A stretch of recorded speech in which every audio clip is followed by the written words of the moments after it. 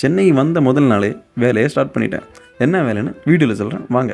காலையில் ஒரு 7:30 வாக்கில் சென்னை ரீச் ஆகிட்டேன். ஒரு 8 மணி வாக்கில் ரூமுக்கு போயிட்டேன். ரூமுக்கு போன உடனே பைக் வந்து பார்சல் கம்பெனியில் ரீச் ஆகிருக்கும். அதனால் பைக் எடுக்கிறதுக்கு நானும் இன்னொரு ஃப்ரெண்டும் பைக்கில் கிளம்பிட்டோம். ஒரு 17 கிலோமீட்ரு பட்ட வெயிலில் கிளம்புறோம். நாங்கள் பைக் எடுக்க போய் ரீச் ஆகிட்டு பைக்கையும் பார்த்து பைக்கையும் அங்கேருந்து எடுத்துகிட்டு திரும்ப ரூமுக்கு கிளம்பி வந்தோம்.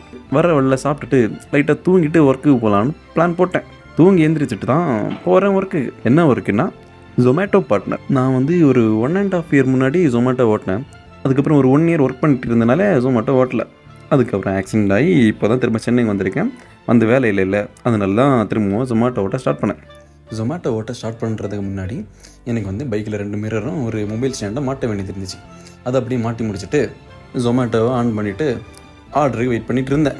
ரொம்ப வருஷம் கழிஞ்சு ஓட்டுறதுனால ஆர்டர் அங்கே இங்கேயும் தூக்கி அடிக்கிறான். இங்குட்டு அங்குட்டு போகிறதும் அங்கே போயிட்டு இங்குட்டு வரதும் அப்படி இப்படின்னு பட்ட வெயிலில் சுற்றிட்டே இருந்தேன். அப்புறம் ஈவினிங் வாக்கில் ஒரு பிஸ்கெட்டையும் போட்டுட்டு நைட்டு 10 மணி வரைக்கும் ஓட்டினேன். அதுக்கப்புறம் மழை வேறு வந்துச்சா, அப்படியே ரோட்டு கடையிலேருந்து 3 புரோட்டா பார்சல் வாங்கிட்டு ரூமுக்கு வந்துட்டு சாப்பிட்டுட்டு தூங்கிட்டேன். அவ்வளோதான், பாய்.